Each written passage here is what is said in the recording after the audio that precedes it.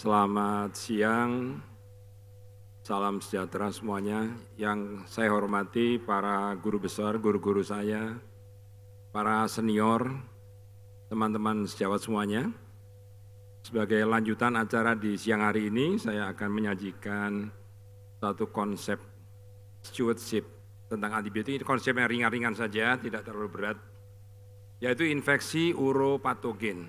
Kalau dilihat judulnya, uropatogen berarti patogen yang hidup, yang sering kali hidup di traktus urinarius pada saluran kemih. Dan ada MDRO. MDRO itu artinya multi drug resistant. Jadi patogen atau bakteri yang sudah resisten terhadap beberapa jenis antibiotik.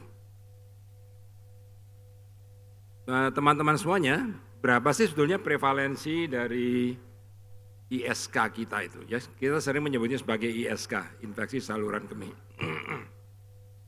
Angkanya saya coba cari, susah. Termasuk di Center Surabaya juga kita tidak punya angka yang real. Saya dapatkan dari Malang, Sanglah, dan Pekanbaru, kisarannya antara 13 sampai dengan 36%. Dan ini kelihatannya pada populasi terbatas, ya. Jadi pasien yang hadir di polikliniknya masing-masing, sehingga angkanya kelihatannya tinggi. Risk faktornya adalah wanita tentunya, kemudian kehamilan merupakan risk faktor untuk terjadinya infeksi saluran kemih, karena faktor hormonal, karena faktor tekanan dari buli-buli, sehingga menimbulkan inflamasi, kemudian adanya intervensi, kateter, kemudian vaginal eksaminasi, pemeriksaan vaginal, kalau tidak memperhatikan faktor aseptik. Kemudian persalinan juga termasuk sebagai risiko, dan prosedur operasi dari teman-teman uroginekologi. Diagnostiknya gampang sebetulnya ya, seperti biasa anamnesis, kemudian pemeriksaan laboratorium, kemudian lebih canggih lagi kalau kita berjumpa dengan ISK yang membandel, baru kita melakukan pemeriksaan mikrobiologi. Dan bakterinya rata-rata terbanyak di seluruh dunia termasuk Indonesia adalah jenis E. coli. Dan dia hidup subur sebagai kolonisasi di rektum wanita.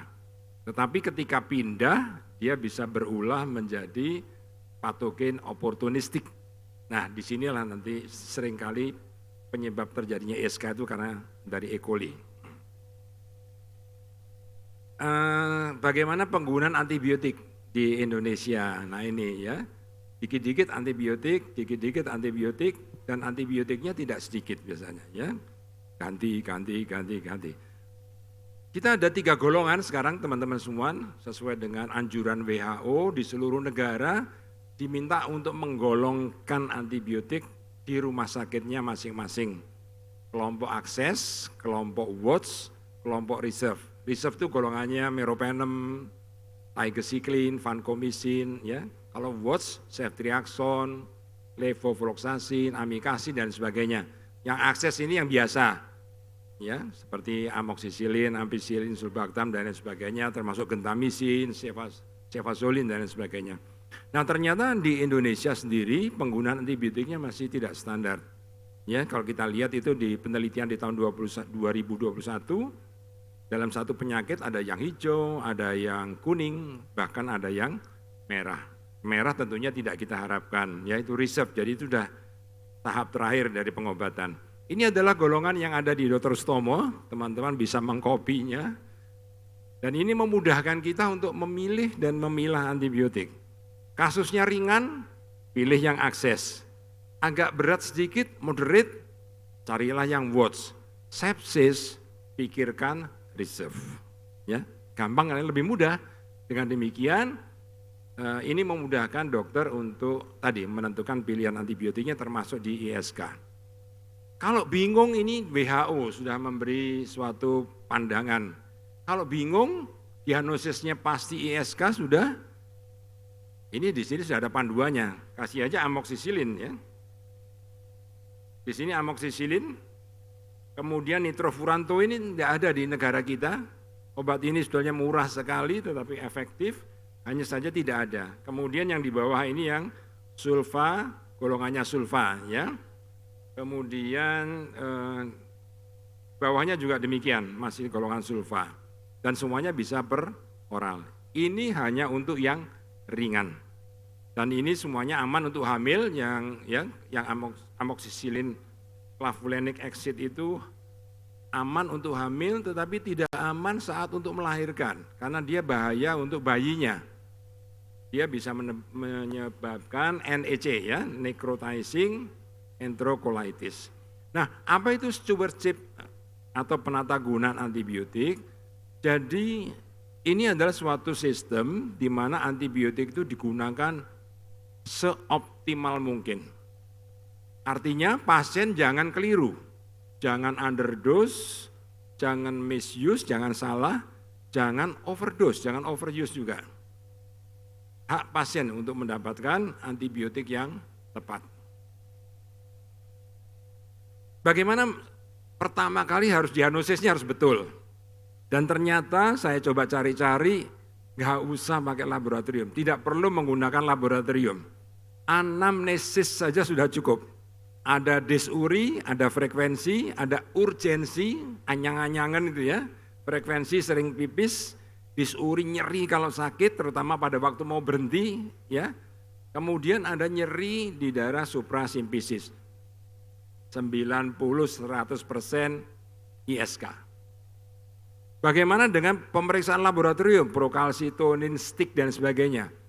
Dia rekomendasinya rendah. Ya, itu strong recommendation. Jadi pakai dipstick itu justru weak recommendation-nya karena biasnya banyak. Ya, jadi cukup dengan anamnesis secara baik terhadap 4 gejala tersebut pasti sudah itu ISK. Ya. Nah, kemudian level kedua kalau sudah tahu diagnosisnya berapa parah sih sebetulnya ISK ini. Kalau ringan, ada moderate, ada severe. Nah, hati-hati yang kedua. Kalau ada panas, ada menggigil, ada plank pain di pinggung sini ya, hati-hati. Costovertebral ini hati-hati dia sudah meningkat ke arah pyelonephritis ya. Kita harus serius, antibiotiknya juga harus serius. Yang ketiga, kita harus tahu ini berlaku untuk semua infeksi.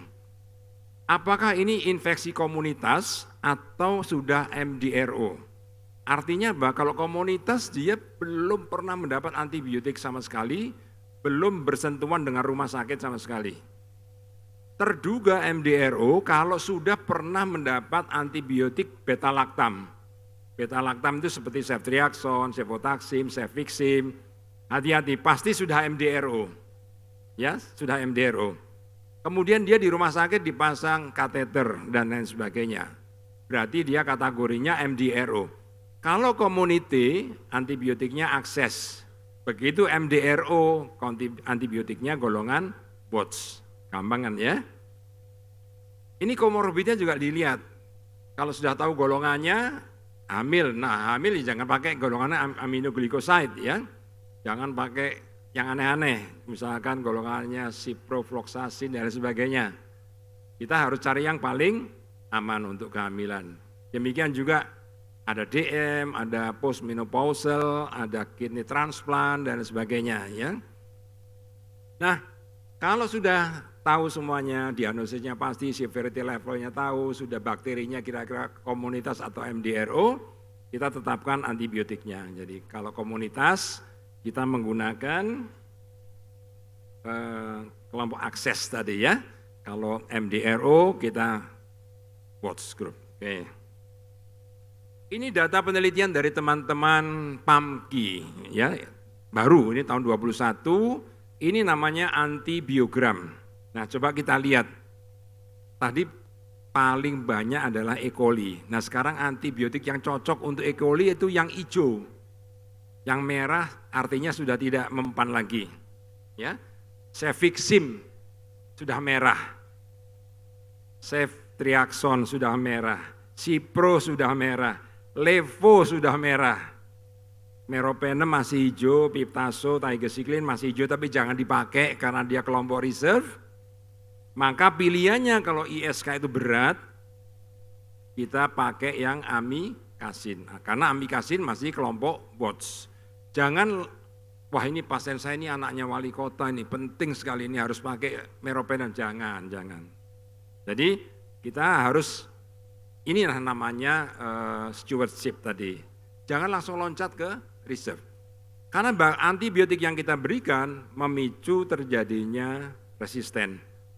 Kalau resisten terhadap kelompok WATS, kita masih punya reserve. Kalau resisten terhadap reserve, kita punya namanya doacycline.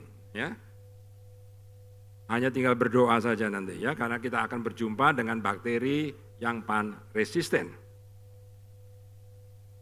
Nah, kapan diperiksa kultur? Jadi pemeriksaan kultur itu ada persyaratannya kalau kita curiga pielonefritis, recurrent infection, atypical symptom yang enggak jelas ya, kelihatannya enggak infeksi tapi kok infeksi, hamil termasuk, dan adanya CAUTI. CAUTI itu apa? Catheter Associated Urinary Tract Infection. Jadi sedang menggunakan kateter. Nah, kalau sudah ada hasil mikrobiologi, barulah kita memilih antibiotik yang kita sebut namanya definitif. Sekali lagi, usahakan kita jangan yang lari ke reserve. Kalau dia rendah, ringan-ringan saja, kronik, masih ada yang kelompok akses, gunakan yang akses. Kalau tidak ada, pilih yang golongannya WATS. Nah seperti ini lagi ya. Ini lumayan, ini baru, kita bisa sebagai patokan. Tetapi jangan lari ke kelompok reserve, itu saja ya. Oke. Ini ada penelitian yang bagus di Jakarta. Dokter yang dikit-dikit menggunakan meropenem diteliti. Ternyata sekian waktu muncul CRE namanya, Carbapenem Resistant Enterobacter. Cilaka kan? Yang kita obati infeksi saluran kemih. CRE-nya bisa muncul di paru-paru. Sangat bisa sekali. Bisa muncul di tempat lain.